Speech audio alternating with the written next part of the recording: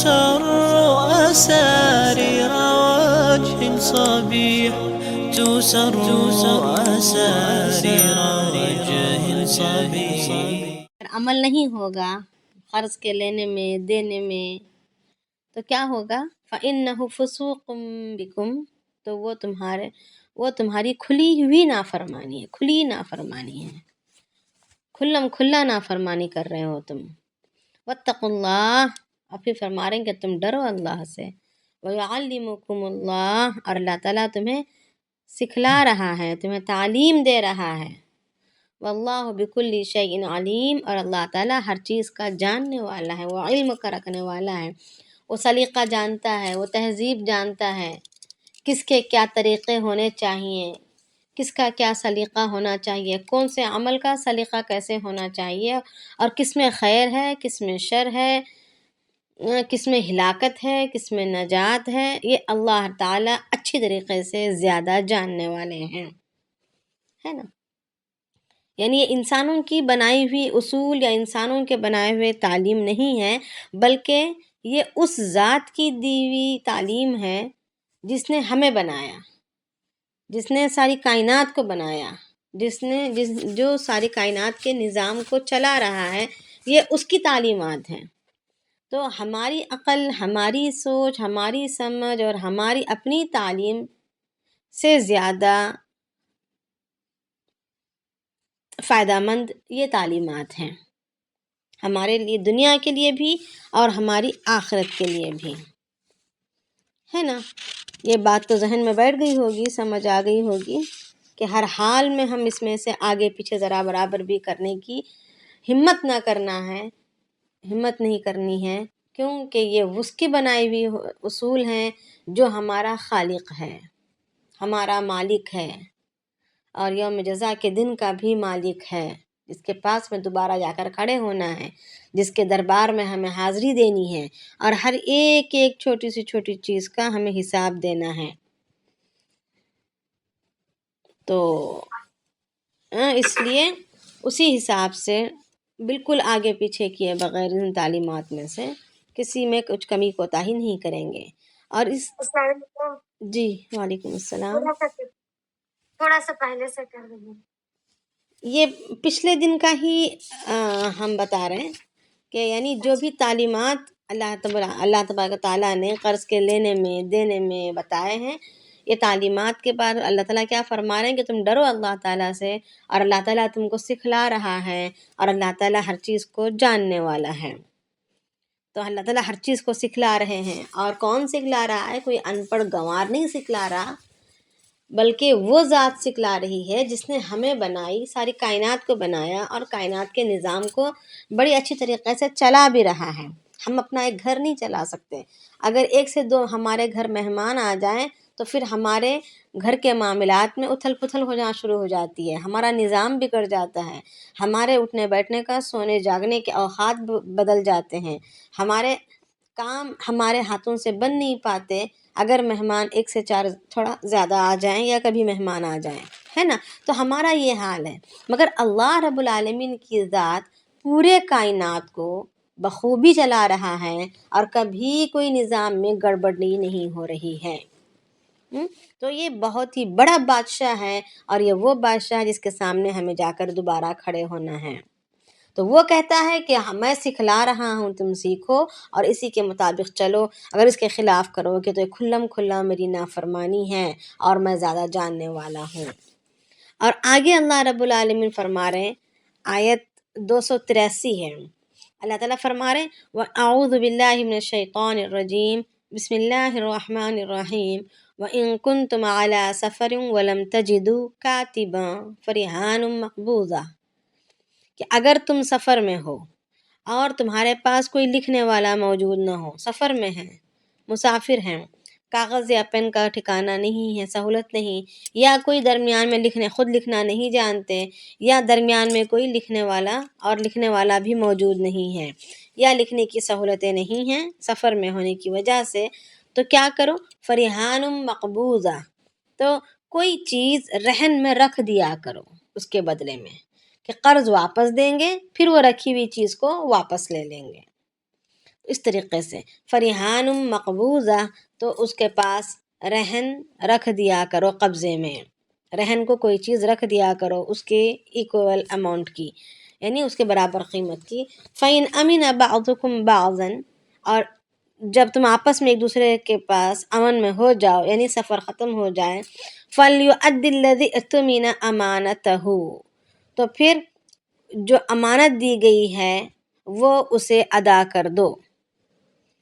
جو امانت تمہیں دی گئی تھی وہ اس کو ادا کر دو۔ وَلْيَتَّقِ اللَّهَ رَبَّهُ، اور ڈرو اس اللہ سے، اور ڈرو اللہ سے جو اس کا رب ہے۔ وَلَا تَكْتُمُوا الشَّهَادَةَ، اور گواہی کو نہ چھپاؤ۔ وَمَن يَكْتُمْهَا، اور جو کوئی گواہی کو چھپائے گا، فَإِنَّهُ آثِمٌ قَلْبُهُ، وہ گنہگار دل والا ہے۔ وَاللَّهُ بِمَا تَعْمَلُونَ عَلِيمٌ، اور اللہ تعالیٰ تمہارے ہر کاموں کو خوب جاننے والا ہے۔ یعنی ہر عمل کو، گواہی اگر لکھنا تو ہوا نہیں ہے، بس گواہی ہے،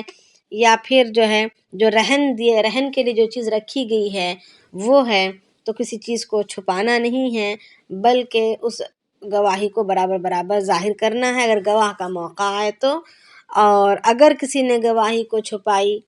یعنی لا علمی کا اظہار کیا، یا سچ جانتے ہوئے بھی غلط گواہی دی، کسی بھی قسم کی حرکت کی، تو وہ گنہگار دل والا ہے، اور اللہ تعالی ہمارے ہر عمل کو جاننے والے ہیں۔ تو یعنی کہ یہاں پر ایک بات یہ سمجھ میں آ رہی ہے کہ اگر سفر کی حالت میں ہو اور لکھنے کی کوئی گنجائش نہ ہو، سہولت نہ ہو لکھنے کی، یا کاتب نہ ہو، لکھنے والا نہ ہو، تو ایسی صورت میں کوئی چیز رہن میں دے سکتے ہیں، رہن میں رکھوا سکتے ہیں۔ پھر اس کے بعد جب قرض واپس دیں گے تو اس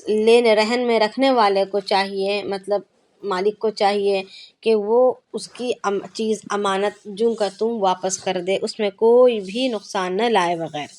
اور جو رہن میں رکھی ہوئی چیز ہے اس کو اپنے مرضی سے اس کو استعمال بھی نہیں کرنا ہے، یہ امانت ہے۔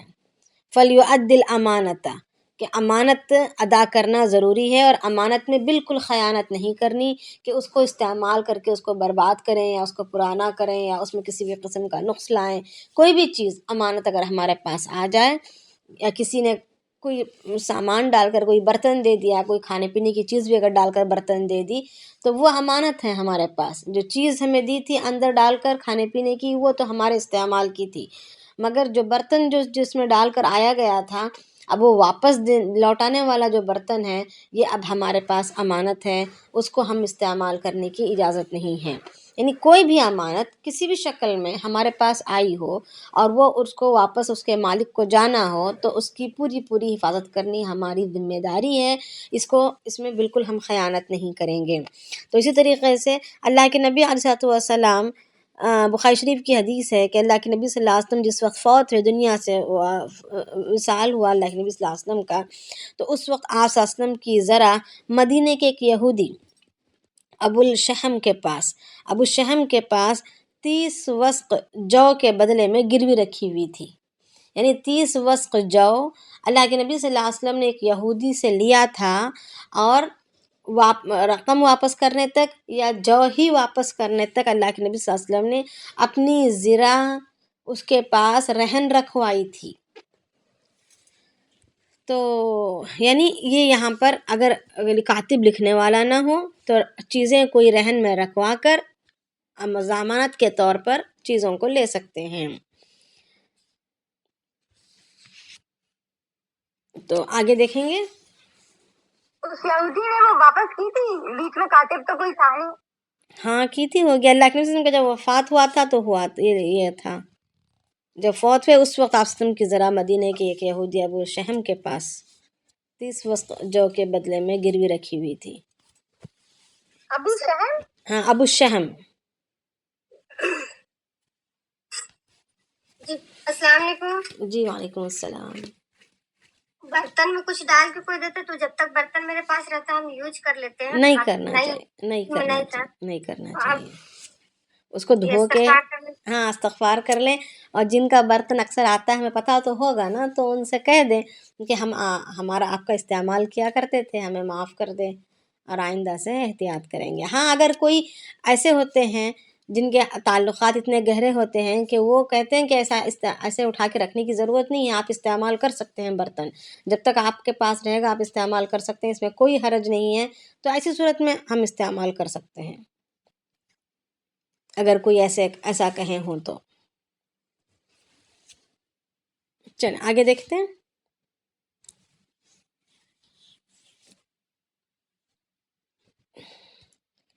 اعوذ باللہ من الشیطان الرجیم، بسم اللہ الرحمن الرحیم۔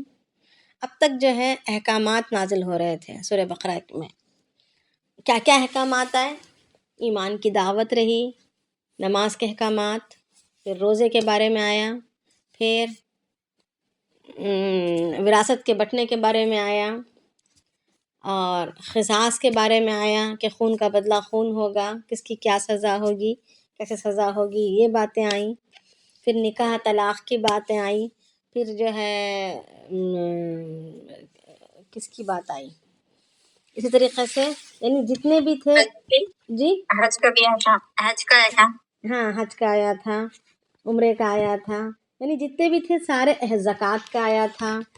اس طریقے سے احکامات کی بارش برستی رہی تھی، ہے نا۔ اب آخر میں جو ہے قرض کے لین دین کی، سود کی، پھر قرض کے لین دین کی، اس کے طریقے بتلائے گئے۔ اب یہاں پر مسائل اب اللہ تعالیٰ نے اس صورت میں مسائل کو بیان کرنا ختم کر دیا۔ اب جو ہے اللہ رب العالمین ایک کنکلوژن کے طور پر صورت ختم ہونے کو جا رہی ہے، تو یہ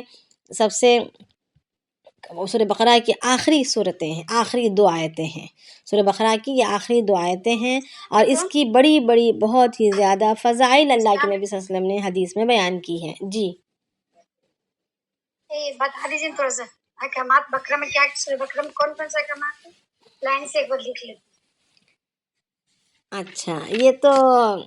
آپ خود ہی اگر جستجو کر کے لکھیں تو اس میں زیادہ اچھا ہے، مگر اس میں دیکھیں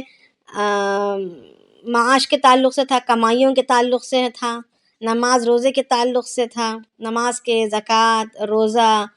قصاص یعنی بدلے کا لینا، یعنی کسی کو کوئی جانی نقصان پہنچا ہے تو اس کے بدلے میں جانی نقصان اس کا کیسے کیا جائے گا، یہ اس کے تعلق سے، پھر حج کے تعلق سے، پھر جہاد،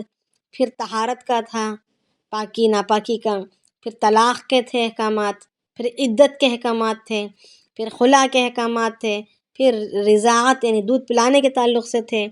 پھر شراب کی حرمت کے بارے میں تھا، پھر ربا یعنی سود کے بارے میں تھا، اور قرض کے لین دین کے بارے میں تھا۔ اتنے سارے احکامات سورہ بقرہ میں گزر چکے ہیں۔ اب یہاں پر اب یہ جو بھی ہو گیا، آپ نے لکھ لیا؟ جی لکھ لیں۔ ہاں، تو اب جو ہے اللہ رب العالمین اب جتنے بھی احکامات لاگو کیے گئے ہیں، ایمان ہو، نماز ہو، اور یعنی کچھ احکامات ہیں جس کا تعلق صرف دل سے ہے، کچھ احکامات ہیں جن کا تعلق جسم کے اعضاء اور جوارح سے ہیں۔ تو جو بھی احکامات ہیں، چاہے وہ دل کے ہوں، چاہے وہ اعضاء و جوارح کے ہوں، اللہ رب العالمین کے یہاں پر سب کی قیمت جو ہے اخلاص کے بل بوتے پر بنتی ہے۔ جتنا زیادہ اخلاص ہوگا اتنا ہی یہ ہمارے اعمال، چاہے وہ جسم کے اعضاء سے ہو رہے ہوں یا ہمارے دل سے صادر ہو رہے ہوں، جو بھی اعمال ہیں اس کی قیمت اور اس کی قبولیت ہمارے اخلاص کے بل بوتے پر ہوگی، یعنی اللہ کے لیے کرنا، صرف و صرف اللہ کے لیے اس عمل کو کرنا۔ تو اب یہاں پر اللہ رب العالمین اسی کی دعوت دے رہے ہیں کہ اللہ کے لیے کرنے پر ابھارا جا رہا ہے، اور اسی کی تاکید کر رہے ہیں۔ اللہ رب العالمین فرما رہے ہیں للہ ما فی السماوات و ما فی الارض، جو کچھ ہے آسمانوں میں اور جو کچھ ہے زمینوں میں، وہ سب کچھ اللہ تعالیٰ ہی کے لیے ہے، اللہ ہی کے لیے ہے، للہ اللہ ہی کے لیے ہے، ما فی السماوات جو کچھ آسمانوں میں ہے، وما فی الارض اور جو کچھ زمینوں میں ہے، یعنی آسمانوں سے مراد ساری، یعنی کہکشائیں آ گئیں، ستارے آ گئے، سیارے آ گئے، ستارے سیارے سب کچھ آ گئے، وہاں کی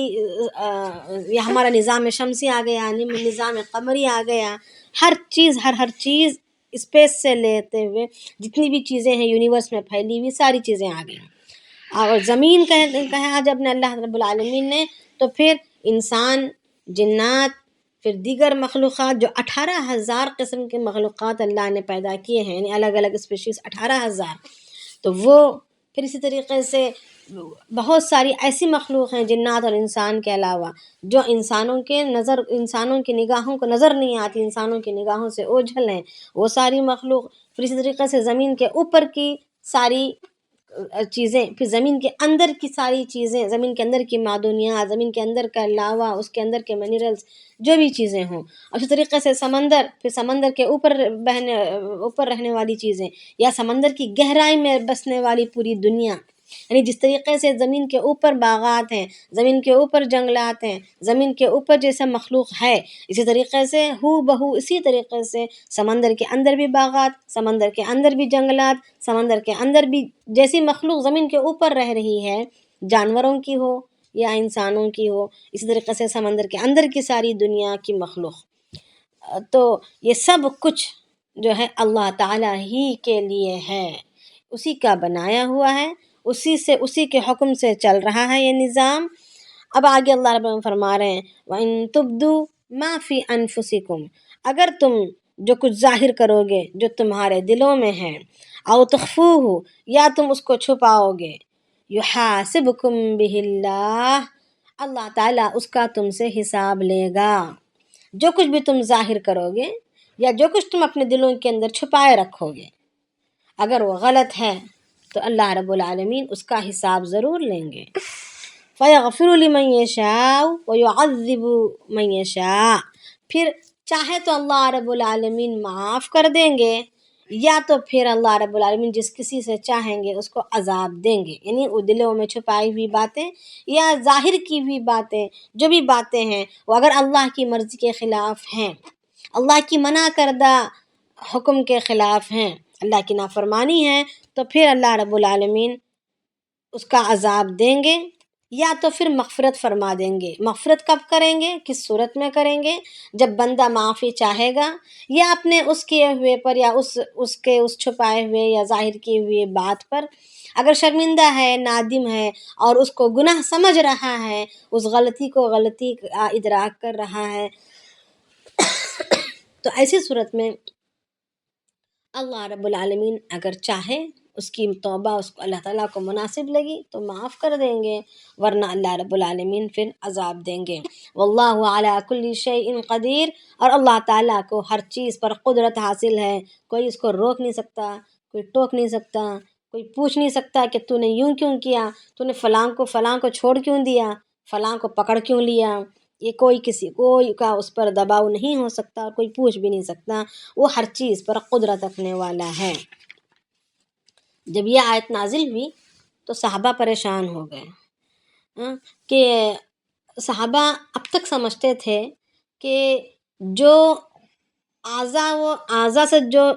جسم سے جو چیزیں ظاہر ہوتی ہیں کرنے میں، اعمال کے کرنے میں جو بھی چیزیں ظاہر ہوتی ہیں، وہ یا دل کے اندر کی جو بھی نیتیں ہیں، جیسے حسد ہے، کینہ ہے، بڑائی ہے، اپنی جو بھی چیزیں، وہ اس کا تعلق، یہ وہ اعمال ہیں جن کا تعلق دل سے ہے. اخلاص ہے، کسی کے بارے میں اچھا گمان ہے، یہ سب دل سے تعلق رکھتے ہیں. تو کسی کو درگزر کرنا، کسی کو دل سے معاف کرنا، اس کا تعلق دل سے ہے. کسی کے بارے میں کینہ رکھنا، حسد رکھنا، بغض اور عداوت رکھنا، اسی طریقے سے کسی عمل کو دکھلاوے کے لیے کرنا، یا اپنی بڑائی کا دل میں ہونا، یہ اس کا تعلق بھی دل سے ہے. اسی طریقے سے نماز، روزہ، زکوٰۃ، جو بھی چیزیں ہیں، وہ جو ہے اس کا تعلق ہمارے جسم کے اعضاء سے ہے. تو جس میں اگر کسی میں بھی اگر جان بوجھ کر کچھ کمی بیشی ہو جائے، تو ظاہری بات ہے اللہ پاک کے پاس تو اس کی پکڑ ہے. یہ تو ظاہری بات ہے، یہ تو کھلم کھلا بات ہے کہ اس کی پکڑ ضرور ہوگی. اگر کسی نے غلطی سے کچھ کر لیا، غلطی سے ہو گیا یا انجان پن میں ہوا، تو پھر اس کی بھی پکڑ ہے، چاہے کہ وہ جانے اور معافی مانگے. یہ تو ایک بات ہو گئی.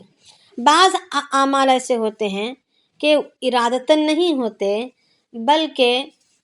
خطا کے طور پر ہو جاتے ہیں. یعنی نفس و شیطان کے دھوکے سے بعض دفعہ ہو جاتے ہیں، یا وسوسے کوئی ذہن میں آ جاتے ہیں، اچانک آ جاتے ہیں، اس پر ہمارا کوئی روک تھام نہیں ہوتا، اچانک کوئی وسوسہ آ جاتا ہے بشری تقاضے کے لحاظ سے یا نفس و شیطان کے دھوکے سے، مگر انسان اس پر کر گزرتا نہیں ہے، کوئی اس پر حرکت نہیں کرتا، بلکہ فوراً اس کی عقل یہ بات کہہ دیتی ہے کہ نہیں نہیں یہ غلط ہے، ایسے نہیں کرنا چاہیے، مجھے ایسے نہیں سوچنا چاہیے، میرا یہ ارادہ کرنا یہ بالکل غلط ہے۔ اس طریقے سے خود انسان پھر اس کو سوچ سمجھ کے ساتھ اس کو انکار بھی کر دیتا ہے، مگر بعض دفعہ خیالات کچھ نہ کچھ آ جاتے ہیں یا کوئی حرکتیں اچانک سے غلطی سے ہو جاتی ہیں، اب اس پر کیا، اس کا کیا؟ تو صحابہ سمجھتے تھے کہ یہ تو معاف ہے، یہ معاف کر دیا جائے گا، اس پر پکڑ نہیں ہوگی، اللہ رب العالمین اسی عمل کو پکڑیں گے جو ہم کر گزریں گے۔ مگر جب یہ آیتیں نازل ہوئیں کہ للہ ما فی السماوات و ما فی الارض وَإِن تُبْدُوا مَا فِي أَنفُسِكُمْ أَوْ تُخْفُوهُ يُحَاسِبْكُم بِهِ اللَّهُ، جو کچھ تم ظاہر کرو گے یا آ گئی جو بھی ظاہر میں اعمال جسم کے اعضاء سے جو ہو گئے، جو کچھ تم نے دلوں میں چھپا لیا، چھپنے والے جو بھی اعمال ہیں جو بھی ہیں تم نے کر لیا، يُحَاسِبْكُم بِهِ اللَّهُ، اللہ تعالیٰ اس کا حساب لے گا، فَيَغْفِرُ لِمَن يَشَاءُ، جس کسی کو چاہے گا معاف کر دے گا، وَيُعَذِّبُ مَن يَشَاءُ، اور جس کسی کو چاہے گا وہ عذاب دے گا، وَاللَّهُ عَلَىٰ كُلِّ شَيْءٍ قَدِيرٌ، اور اللہ تعالیٰ ہر چیز پر قدرت رکھنے والے ہیں۔ جب یہ آیت آئی تو صحابہ کے پاس آ کر گھٹنوں کے پر بل گر پڑے اور کہنے لگے کہ یا رسول اللہ، نماز، روزہ، جہاد، صدقہ خیرات، یہ سب کا ہماری طاقت میں تھا، یہ ہمارے بس کی بات میں ہے اور ہم اس کو کر گزرتے ہیں، مگر بہت ساری چیزیں ایسی ہیں جو نہ چاہتے ہوئے بھی دل سے یا زبان سے یا اپنے جسم کے اعضاء سے کچھ ہو جاتا ہے، اس کا کیا ہوگا؟ یہ آیت پر ہم کیسے چل پڑیں گے، کیسے ہوگا؟ تو اللہ کے نبی صلی اللہ علیہ وسلم نے فرمایا کہ تم خاموش رہو، ایسے اس کا انکار نہیں کر سکتے ہم اللہ تعالیٰ کا، ہمیں یہ کہنا چاہیے کہ آمنا کہ اور سمعنا واطعنا، ہمیں کیا کہنا ہے کہ اللہ ہم نے سنا اور ہم نے تیری فرما برداری کی، یہ کہنا ہے، یہ کہتے ہوئے خاموش رہیں گے، کوشش کریں گے، اللہ رب العالمین کچھ پھر اس کے بعد اس کا جو جواب دے گا اس پر عمل کیا جائے گا، جیسے جواب آسمانوں سے آئے گا وحی کے ذریعے سے اسی کے مطابق عمل کیا جائے گا۔ اب جو ہے ہمارا اب اس وقت کام یہی ہے کہ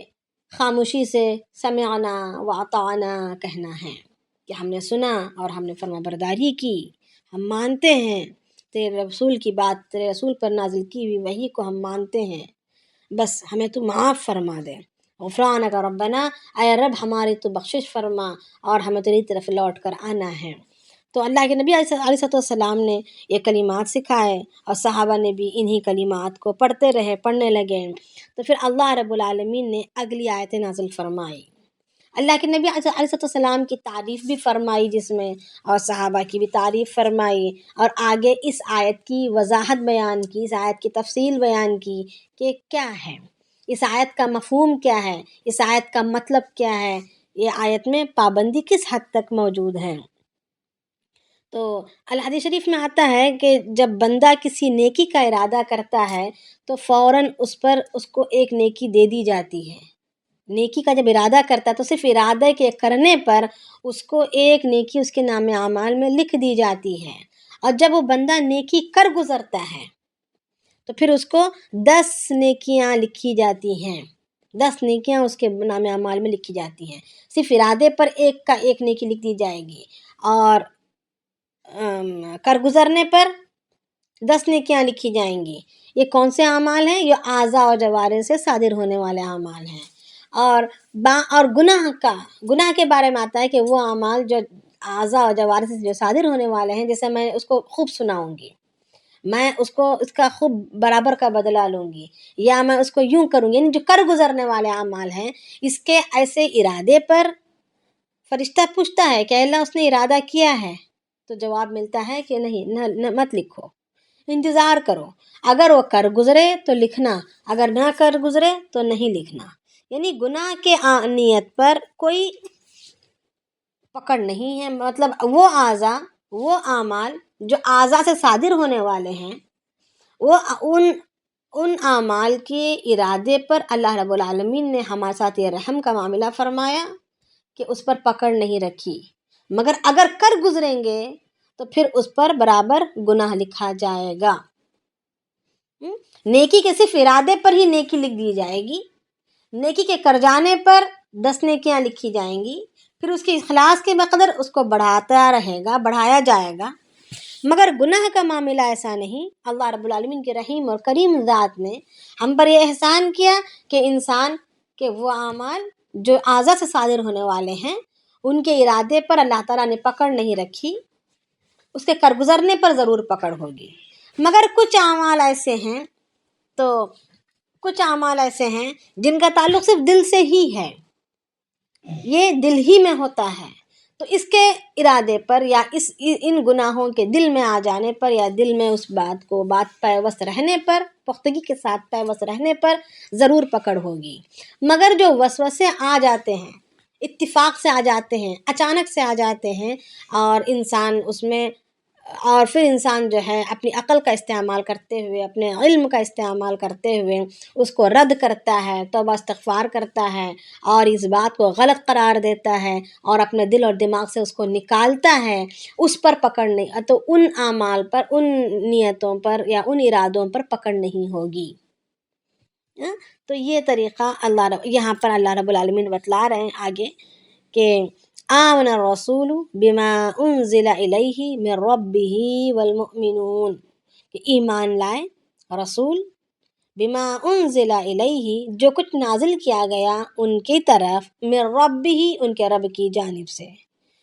رسول کون ایمان لائے؟ ایمان لائے رسول نے ایمان لایا۔ اب یہ رسول کس کو بولا جا رہا ہے؟ اللہ کے نبی علیہ السلام کی ذات کو کہا جا رہا ہے، اللہ کے وسلم کی ذات گرامی کو کہا جا رہا ہے کہ اللہ رب العالمین کا یہ اسلوب رہا، ہمیشہ سے یہ طریقہ رہا کہ کبھی اللہ رب العالمین نے اللہ کے نبی علیہ السلام کا نام گرامی اپنی زبان سے نہیں لیا۔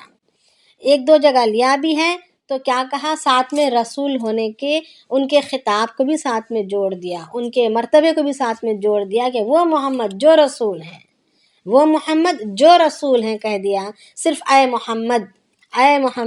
یا اے احمد یوں کر کے کبھی نہیں بلایا، بلکہ یا ایھا المدثر، جب ڈائریکٹ مخاطب ہونے کی بات آئی تو یا ایھا المدثر، اے مدثر، یعنی اے کملی میں لپیٹنے والے، اے کملی کو اوڑھنے والے۔ اس طریقے سے اللہ رب العالمین نے خطابوں کے ذریعے سے ان کو، اللہ کے نبی صلی اللہ علیہ وسلم کو پکارا ہے۔ یا تو یا ایھا الرسول کہا گیا، یا تو یاسین کہا، طٰہٰ کہا، یعنی مختلف القاب سے اللہ کے نبی صلی اللہ علیہ وسلم کو کہا، پکارا، مگر کبھی نام لے کر نہیں پکارا۔ یہاں پر بھی اللہ رب العالمین اللہ کے نبی صلی اللہ علیہ وسلم کا بڑی عزت کے ساتھ یہ کہہ رہے ہیں کہ رسول نے ایمان لایا۔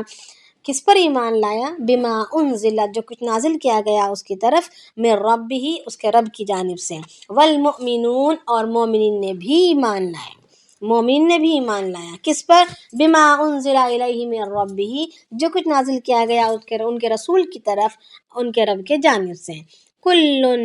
آمن باللہ وملائکتہ وکتبہ ورسلہ، سب کے سب، یعنی رسول اور مومنین سب کے سب ایمان لائے اللہ پر اور اس کے فرشتوں پر اور اس کے کتابوں پر اور اس کے رسولوں پر۔ لا نفرق بین احد من رسلہ، اور یہ وہ ہیں جو کسی فرق نہیں کرتے، لا نفرق، کہ ہم اس کے درمیان ہم فرق نہیں کرتے، بین احد من رسلی، یعنی کسی رسول کے درمیان ہم فرق نہیں کرتے ہیں۔ وقالو، اور کہتے ہیں، سمعنا واطعنا، کیا کہ رسول اور مومنین کہتے کیا ہیں کہ سمعنا، ہم نے سنا، کیا سنا؟ اللہ کے احکامات کو، اللہ کے بتلائی ہوئی باتوں کو، آیات کو ہم نے سنا، واطعنا، اور ہم نے مانا، غفرانک، بخش دے تو ہمیں، ربنا، اے ہمارے رب، والیک المصیر، اور ہمیں تیری طرف لوٹ کر جانا ہے۔ تو یہاں پر یہ ایمان کی جو ان کی باتیں تھے، جو کلمات تھے، وہ بیان کی گئی،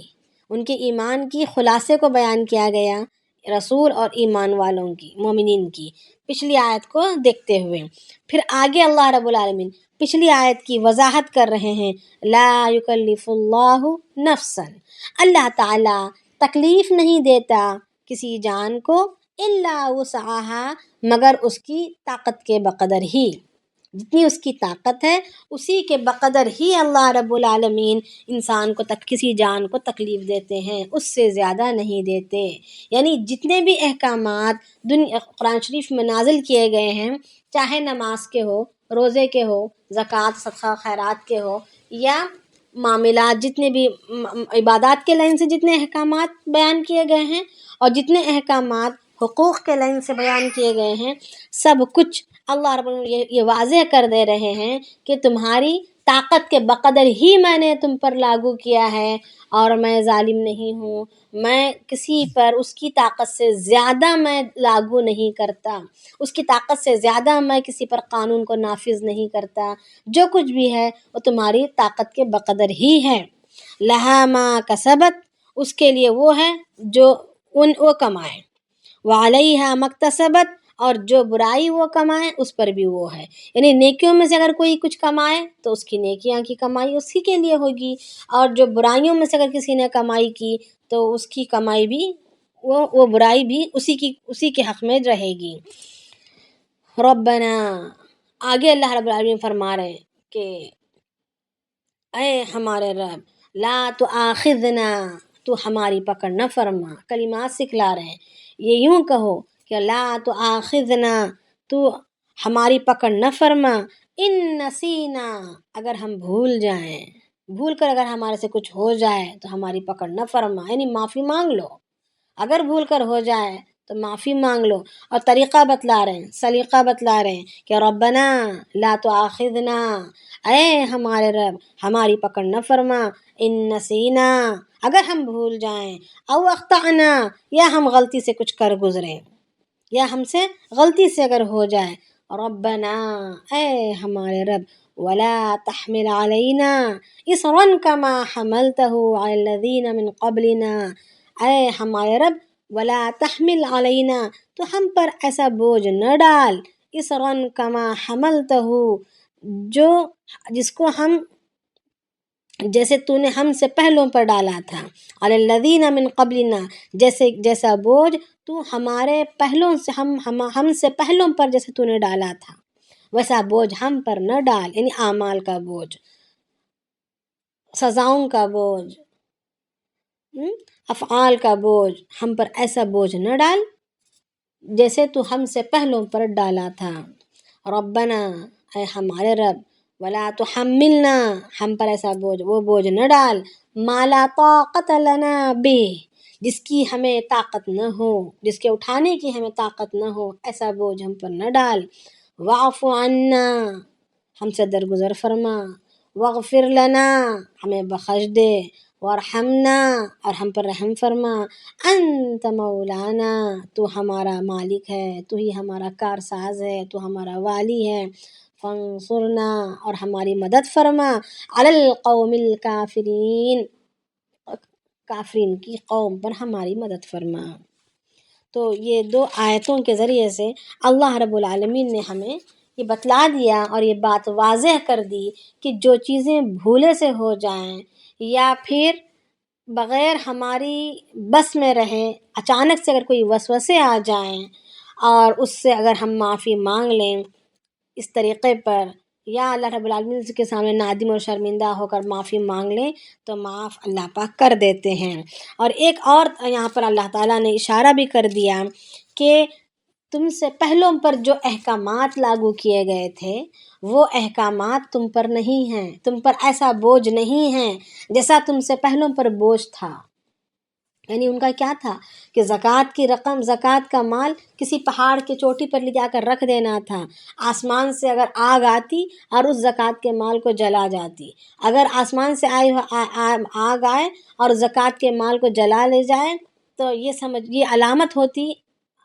زکوٰۃ کے قبول ہونے کی، اگر وہ آگ آ کر نہ جلاتی تو ایسا گویا کہ اس کا زکوٰۃ قبول نہیں ہوا۔ اسی طریقے سے اگر کوئی انسان کوئی گناہ کرتا ان کے یہاں پر تو اس گناہ کی معافی میں کوئی معافی مانگنے کا سلسلہ نہیں تھا، اللہ کی طرف رجوع ہونا، معافی مانگنا، یہ سلسلہ نہیں تھا، بلکہ کسی الگ الگ گناہوں کی الگ الگ سزائیں تھیں. کسی میں کان کاٹنا تھا، کسی میں ناک کاٹنا تھا، کسی میں ہاتھوں کی انگلیاں کاٹنا تھا. اس طریقے سے اپنے اعضاء کو کاٹ کر اس کی معافی لینی تھی اللہ کے دربار سے. تو یعنی ایسے سخت سخت قانون اور سخت سخت سزائیں موجود تھی. اب اس کو کرو تو کامیاب ہو، دنیا آخرت کے عذاب سے بچ جاتے. اگر ان سخت سے سخت کاموں سے ڈر جاتے، پیچھے رہ جاتے، تو پھر آخرت کے عذاب میں گرفتار ہو جاتے. یعنی ان کی شریعت بڑی سخت تھی، ان پر بڑی پابندیاں تھیں، مگر اللہ رب العالمین نے ہماری اس شریعت میں بہت زیادہ ڈھیل دے رکھا، بہت زیادہ نرمی ہم پر کر رکھی، اور ہم پر اتنا بوجھ نہیں ڈالا جسے ہم اٹھا نہ سکیں،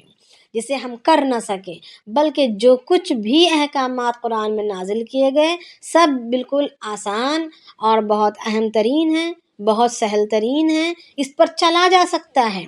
اور اگر کسی کو کوئی عذر ہو تو اس میں بھی راستے اللہ رب العالمین نے بتلا دیے ہیں. اور اگر کسی سے بھول چک ہو جائے تو اسے معافی کا طریقہ بھی بتلا دیا کہ اللہ کی طرف متوجہ ہو، اپنے کیے پر پشیماں ہو، اور آئندہ پکا پکا نہ کرنے کا ارادہ ہو، پھر اللہ رب العالمین سے اس کیے ہوئے کی معافی مانگے تو اللہ رب العالمین معاف کر دیتے ہیں. یعنی معافی مانگنے کا سلسلہ بھی بڑا آسان رکھا اور پورے پردے کے اندر رکھا کہ جا کر کسی کے سامنے کنفیس کرنے کی ضرورت نہیں ہے کہ میں نے یہ جرم کیا ہے، مجھے معافی مانگ کر دو. نہیں، یہ بھی بات بھی نہیں رکھی. جو چیز پردے کے اندر اگر کہیں غلطی ہو جائے تو اسے پردے سے ہی اللہ رب العالمین سے معافی مانگ لینے کی سہولت اللہ رب العالمین نے رکھی. تو اور اللہ رب العالمین نے یہاں پر اسلوب بھی بتلا دیا کہ اللہ رب العالمین سے یہ مانگتے رہیں، بچتے رہیں، کرتے رہیں، ڈرتے رہیں، بچتے رہیں اور اللہ سے معافی مانگتے رہیں. تو پھر اللہ رب العالمین دنیا اور آخرت میں اس بندے کے لیے سرخرویاں اس کے لیے لکھ دے گا، کامیابیاں لکھ دے گا، اس کو اللہ رب العالمین مزید ہدایت سے نوازے گا. تو اس میں ایک تو کیا کہا کہ اے ہمارے رب تو ہماری پکڑ نہ فرما اگر ہم بھول جائیں یا ہم خطا کر جائیں. یعنی جان بوجھ کر کیے ہوئے کی سزا باقاعدہ مستقل اس پچھلی آیت میں بیان کی گئی. پچھلی آیت میں جو کہا گیا کہ ان تبدو ما فی انفسکم او تخفوہ یحاسبکم بہ اللہ، یعنی جو کچھ تم ظاہر کرو گے یا تمہارے دلوں میں چھپے ہوئے اعمال جو بھی رہیں گے، اگر وہ اللہ کی مرضی کے خلاف ہیں تو اللہ رب العالمین اس پر عذاب دیں گے. مگر اگر کوئی چیز بھول سے ہو جائے یا غلطی سے ہو جائے تو پھر اس پر تمہاری پکڑ نہیں ہوگی، اللہ رب العالمین سے معافی مانگ لینے سے اللہ تعالیٰ معاف کر دیں گے. تو یہ دو آیتیں یہ بہت ہی زیادہ فضیلت کی حامل ہیں. حضرت عقبہ بن عامر رضی اللہ تعالیٰ عنہ فرماتے ہیں کہ رسول اللہ صلی اللہ علیہ وسلم نے فرمایا کہ سورہ بقرہ کی ان دونوں آخری آیتوں کو پڑھتے رہا کرو، میں انہیں عرش کے نیچے کے خزانوں سے اس کو مجھے دیا گیا ہے. عرش کے جو نیچے جو خزانے رکھے ہوئے ہیں اللہ تعالیٰ کے، اس میں سے یہ دو آیتوں کو یعنی آمن رسول سے لے کر کافرین تک یہ دو آیتیں عرش کے خزانوں میں سے دیے گئے ہیں جو کسی اور کو نہیں دی گئیں. ایک حدیث شریف میں آتا ہے کہ سورہ بقرہ کی آخری آیتیں عرش کے نیچے کے خزانوں سے دیا گیا ہے جو مجھ سے پہلے کسی کو نہیں دی گئی اور نہ ہی میرے بعد کسی کو دی جائیں گی. پھر اسی طریقے سے اللہ کے نبی صلی اللہ علیہ وسلم علی رضی اللہ تعالیٰ عنہ فرماتے ہیں کہ میں نہیں جانتا کہ اسلام کے جاننے والوں میں سے کوئی شخص آیت الکرسی اور سورہ بقرہ کی آخری آیتوں کو پڑھے بغیر سوئے. یعنی کوئی اگر بندہ مسلمان ہے تو میں نہیں جانتا کہ مسلمان ہونے کے بعد وہ آیت الکرسی اور سورہ بقرہ کی آخری آیتوں کو پڑھے بغیر سوتا ہو. اسی طریقے سے عمر رضی اللہ عنہ فرماتے ہیں کہ اگر کسی کے پاس تھوڑی سی بھی عقل ہو تو وہ ضرور سورہ بقرہ کی آخری آیتوں کو پڑھنے کا اہتمام کرے گا سونے سے پہلے. اللہ کے نبی صلی اللہ علیہ وسلم فرماتے ہیں کہ اللہ کے نبی صلی اللہ علیہ وسلم ایک حدیث شریف میں آتا ہے کہ اللہ کے نبی صحابہ فرماتے ہیں کہ ہم نبی صلی اللہ علیہ وسلم کے پاس بیٹھے ہوئے تھے، حضرت علیہ السلام بھی تھے، اچانک ایک دھماکے کی آواز آتی ہے تو پھر سب کی آنکھیں جبرائیل السلام اوپر کو آنکھ اٹھاتے ہیں اور فرماتے ہیں کہ آسمان کا یہ وہ دروازہ کھلا ہے جو آج تک کبھی نہیں کھلا تھا، اور اس میں سے ایک فرشتہ اترا، اس نے نبی صلی اللہ علیہ وسلم کے پاس آیا اور کہا کہ آپ خوش ہو جائیے، آپ کو 2 نور دیے جاتے ہیں جو آپ سے پہلے کسی نبی کو نہیں دیے گئے۔ تو پہلا نور سورہ فاتحہ ہے اور دوسرا نور سورہ بقرہ کی یہ 2 آخری آیتیں ہیں، یعنی ان میں سے ہر ایک حرف پر آپ کو نور دیا جائے گا۔ تو اور اللہ کے نبی صلی اللہ علیہ وسلم نے یہ بھی فرمایا کہ جو شخص ان آیات کی تلاوت کرتا ہے اس کے لیے وہ آیت کافی ہو جاتی ہے، یعنی اس کی دنیاوی اور اخروی ساری بلاؤں اور مصیبتوں سے حفاظت کے لیے یہ آیت کافی ہو جاتی ہے۔ تو کسی کو کوئی سوال ہے یہاں پر؟ جی چاہ رہے تھے نا کہ ایک دفعہ سامنے رسول سے ورڈ بائی ورڈ ترجمہ بتا دیتے ہیں تو دماغ میں بیٹھ جاتا ہے، جی پڑھنے سے نہیں بیٹھتا دماغ میں، سب بتاتے ہیں نا تو دماغ میں بیٹھ۔ جی جی جی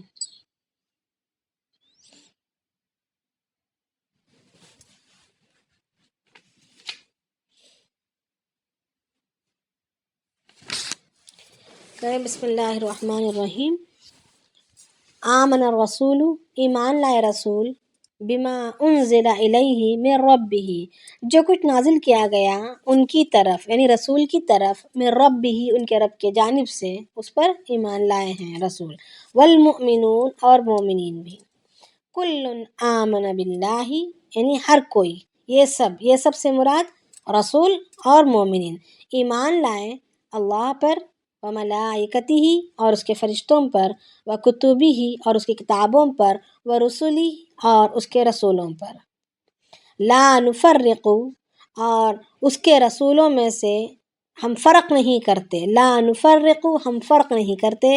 بین احد من رسولی، یعنی اس کے رسولوں میں سے کسی پر بھی ہم فرق نہیں کرتے،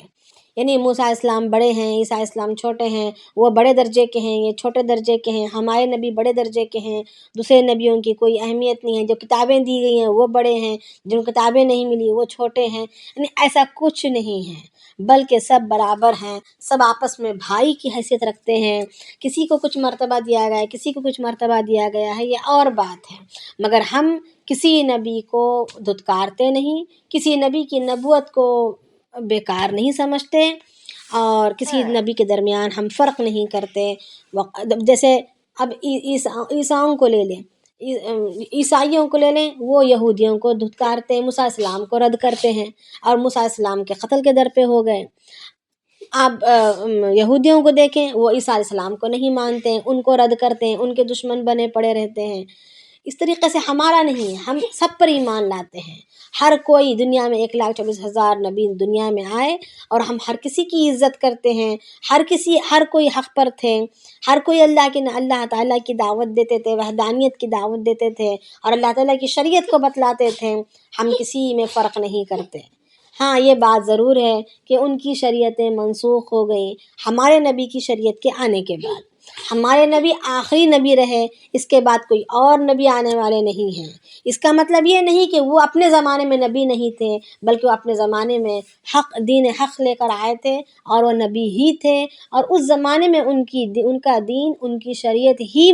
اصل دین تھا۔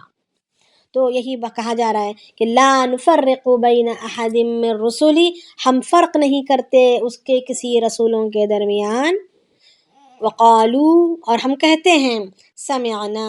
واطعنا، ہم نے سنا اور ہم نے اطاعت کی، غفرانک، اے ہمارے رب، یعنی سننے میں اور سن کر سمجھنے میں اور سمجھ کر عمل کرنے میں، اطاعت کے کرنے میں، اگر کچھ بھول چک ہو جائے، کچھ غلطی ہو جائے تو ہماری بخشش فرما، غفرانک، ہم نے سنا، ہم نے مانا، غفرانک، اگر کچھ ہو گیا ہو تو ہمیں معاف فرما، ربنا، اے ہمارے رب، وإلیک المصیر، اور ہمیں تیری طرف ہی لوٹ کر آنا ہے۔ لا یکلف اللہ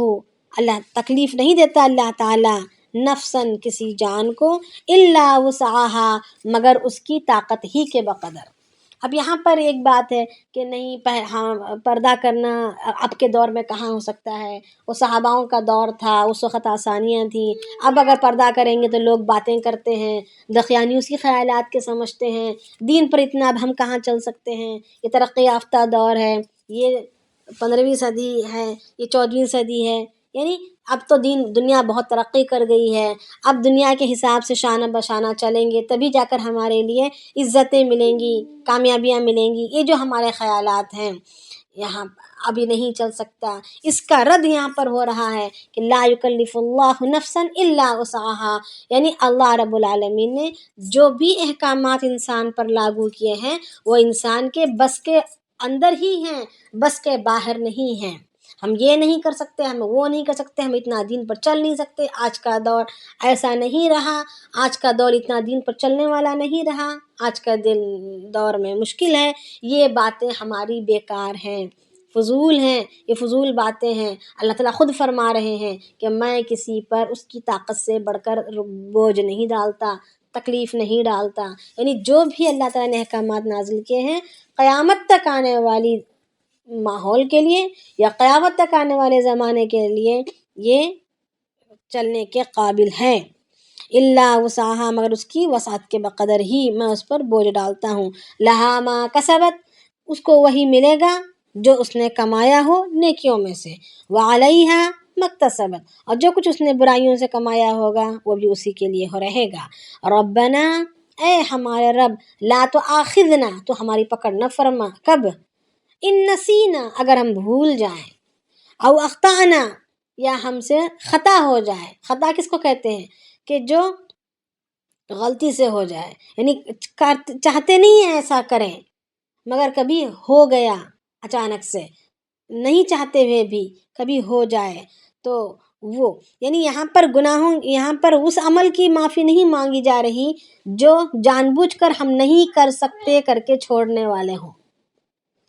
یہ ہمارے بس کی باہر کی بات ہے، یا ہم سے یہ نہیں کیا جاتا، یا اس دور میں نہیں کیا جاتا، یا اس ماحول میں نہیں کیا جاتا. اس طریقے سے انکار کر کے چھوڑنے والوں کی یہاں پر معافی نہیں کی جا رہی، بلکہ یہاں پر معافی اس کی مانگی جا رہی ہے کہ لا تؤاخذنا، ہماری پکڑ نہ فرما. ان نسینا، اگر ہم بھول جائیں، او اخطانا، یا ہم سے خطا ہو جائے. ربنا، اے ہمارے رب، ولا تحمل علینا، ہم پر ایسا بوجھ نہ ڈال، اسرن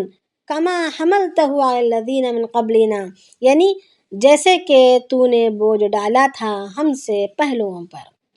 یعنی بن اسرائیلیوں پر. ربنا، اے ہمارے رب، ولا تحملنا، ہم پر ایسا بوجھ نہ ڈال، ما لا طاقت لنا بھی، جس کی ہمیں اٹھانے کی طاقت نہ ہو. ربنا، اے ہمارے رب، ولا تحملنا ما لا طاقت لنا بھی، یعنی ایسا بوجھ نہ ڈال جس کی اٹھانے کی ہمارے پاس طاقت نہ ہو. واعف عنا، اور ہمیں معاف فرما،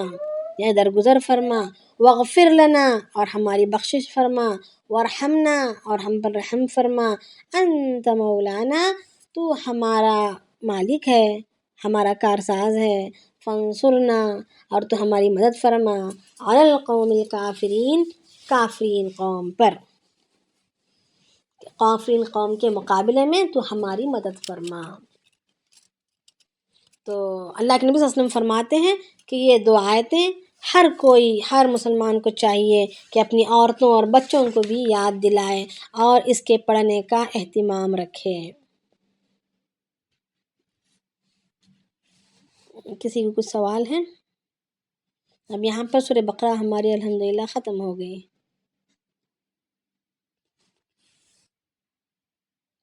جی دعا کر لیجیے. جی کیا کہہ رہے ہیں؟ بندے کے خیالات آتے ہیں سم ٹائم، اسپیشلی نماز میں، باقی تو مصروف ہوتی ہے. نماز میں جب ہم زیادہ خشوع سے پڑھنے کی کوشش کرتے ہیں وہیں پہ وہ فضول خیالات آنا شروع ہوتے ہیں ریگارڈنگ پیپل اراؤنڈ اس. تو ہم اس نماز میں تو خیر کبھی نہ کبھی کوئی نہ کوئی رکعت میں ہم پڑھتے ہیں آمن الرسول، اس کے بعد بھی ہم یہ کیسے پڑھ سکتے ہیں یا اللہ یہ جو خیالات آئے تھے ان سے معاف فرما. ہاں کر سکتے ہیں.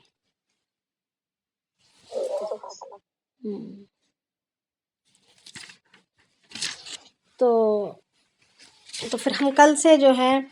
آل عمران شروع کریں گے، اس کے بعد کی صورت. یا پھر ہم سورۃ الکہف دیکھ لیں گے درمیان میں، کیونکہ اس میں دجال کے فتنوں کا تذکرہ ہے، اور آئے دن حالات بگڑ رہے ہیں دنیا کے، تو دجال کے فتنے من کرا رہے ہیں، اور ہر جمعہ کو پڑھی جانے والی صورت ہے، اور اس صورت کی فضیلت بیان کی گئی ہے کہ دجال کے فتنوں سے محفوظ رہے گا جو بندہ اس کی تلاوت کرتا ہے. تو اس حساب سے اس کو پڑھیں گے، یا سورہ آل عمران کو ہم پڑھتے جائیں گے، جیسے بھی جو بھی ہو آپ لوگ مجھے ہمیشہ پڑھی جانے والی ہے نا، پڑھتا ہے تاکہ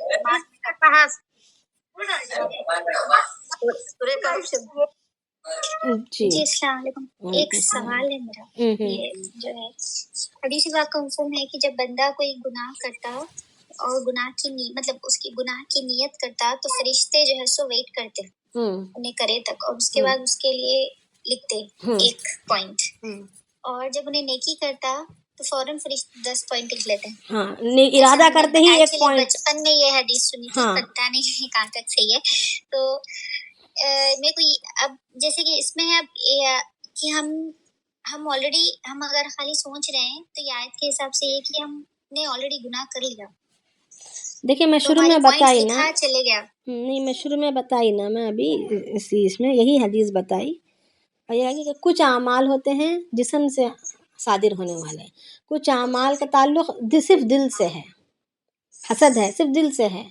کینہ ہے یہ صرف اس کا تعلق دل سے ہے، بغض ہے، اپنی بڑائی ہے، ریا ہے، یہ کچھ اعمال ہیں جو دل سے ہی اس کا تعلق ہے. اور کچھ اعمال ہیں اعضاء و جوارح سے ہیں. تو اعضاء اور جوارح سے صادر ہونے والے اعمال کا، گناہوں کا اگر ہم نیت کر لیں تو اس پر پکڑ نہیں ہوگی جب تک کر نہ جائیں.